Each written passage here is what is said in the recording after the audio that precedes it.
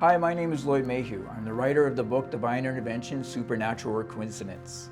My new book, Unlocking the Truth, comes out in September of this year, 2021. Do you ever wonder who wrote the Bible? Atheists say man wrote the Bible, and Christians say that God used man to write the Bible. Today we shall examine overwhelming evidence of who actually wrote the Bible and answer this question once and for all. But first, I just want to take a brief moment and talk about my books, Divine Intervention, Supernatural or Coincidence, and Unlocking the Truth. My first book is divided up into 3 sections. First, the 7 true stories which try and prove the existence of a higher power. The second section is called Unlocking the Truth, which goes over such topics as the 3 world ages, what happened in the Garden of Eden, what caused Noah's flood, and the valley of the shadow of death. It also deals with end-time prophecy and God's master plan. My second book, Unlocking the Truth, deals with the tough questions facing Christianity today, such as why does God torture souls in hell forever? Do we really have free will? And the age-old question, why does God allow evil? This book, Unlocking the Truth, answers this age-old question once and for all, and it's not because God gives man free will. Now let's find out who wrote the Bible. So the writer of the Bible left us a signature in the book of Job. Now the book of Job may be the oldest book in the Bible. It's 42 chapters long. It starts off with everything being perfect, and it ends the same way with everything being perfect. Now the parts of the book that deal with everything being perfect are very short.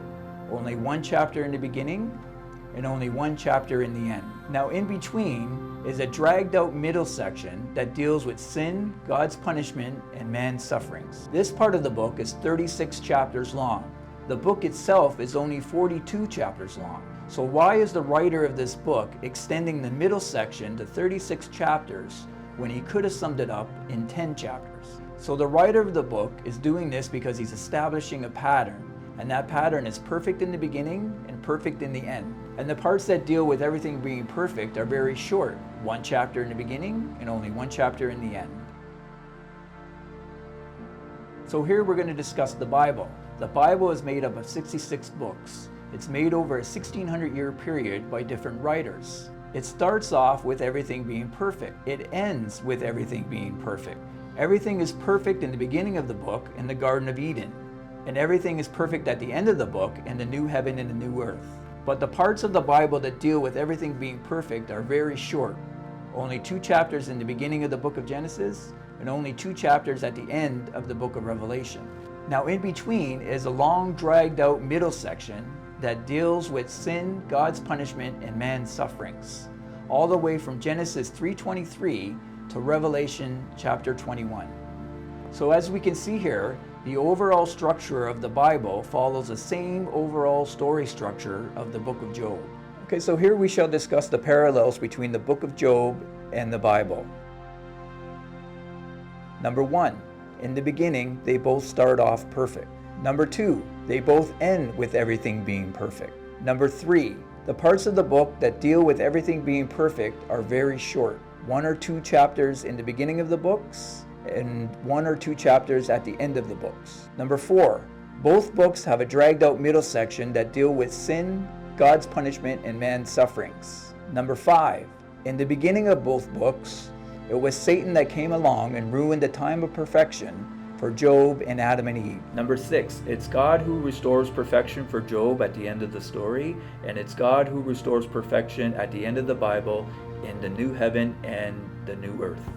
So Satan ruins the time of perfection in the beginning for Job and Adam and Eve, and it's God who restores perfection at the end of the Bible and at the end of the book of Job. Number 7, now at the end of the book of Job, in chapters 38 to 41, God speaks to Job. Here God puts Job in his place and teaches him more than he ever knew in his whole life. Now this teaching takes place just before God makes everything perfect for Job again. This is exactly the same as the Bible. Just before God makes a new heaven and new earth, we have the millennium. Here Jesus rules with a rod of iron and teaches the nations for 1,000 years the wonders of God. Once again, this takes place just before God makes everything perfect again, just like the book of Job. So here we have gone over 7 strong parallels between the book of Job and the Bible. Whoever wrote the book of Job wrote the short version of the Bible first, and then decided to write the extended version of the Bible over a 1600-year period by different writers. No man could have done this.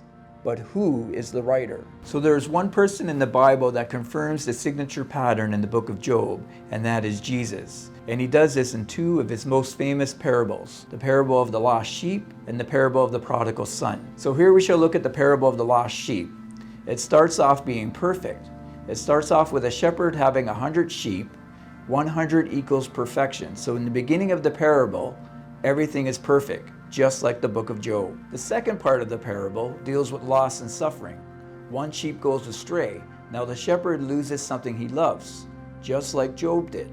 Through much toil and suffering, the shepherd goes looking for the lost sheep. The third part of the parable ends perfect, just like the way it started. The shepherd finds the lost sheep and rejoices. Now there are 100 sheep again, and everything is perfect. The shepherd gets back all that he lost, just like Job got back all that he lost at the end of the book. So once again, we see the same signature pattern in the parable of the lost sheep as we do in the book of Job. Perfect in the beginning, 100 sheep. In the middle, there is loss and suffering. The shepherd loses something he loves, and it ends being perfect again with 100 sheep. So here we shall look at the parable of the prodigal son, also spoken by Jesus. It starts off being perfect. A man has two sons, and they are all together, and they are well off, just like the book of Job. The second part of the parable deals with loss, sin, and suffering. One son decides to go out on his own. Now the father loses something he loves, just like Job did. The son, through suffering, realizes he was much better off at home. Now the third part of the parable ends being perfect, just the way it started. The son returns home, and his father rejoices, and everything is perfect again, just like at the end of the book of Job, where Job gets back all that he lost. So once again, we see the same pattern develop. Perfect in the beginning, the father has two sons. In the middle, there is loss and suffering. The father loses something he loves. And perfect at the end, the father gets his two sons back. So once again, we see the same pattern develop. Perfect in the beginning, the father has two sons. In the middle, there is loss and suffering. The father loses something he loves. And at the end, it returns back to being perfect. The father has his two sons again.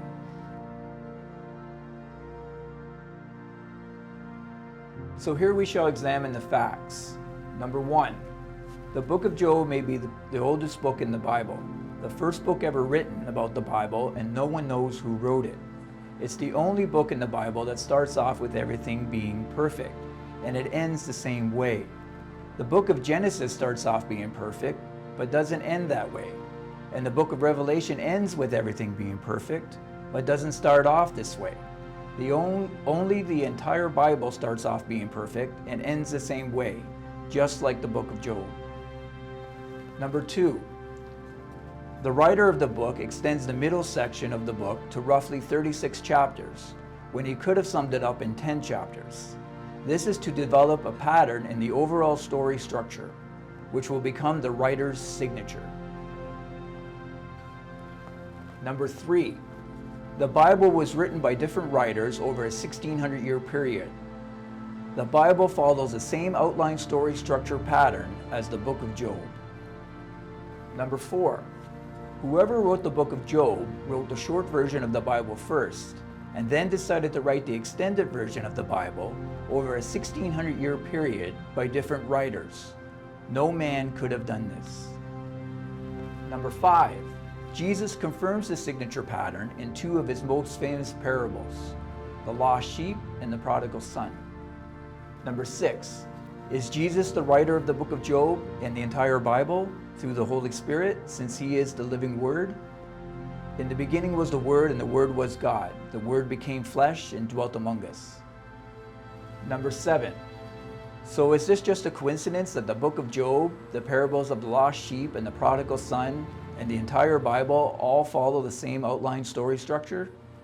Is this not solid evidence of the hand of God?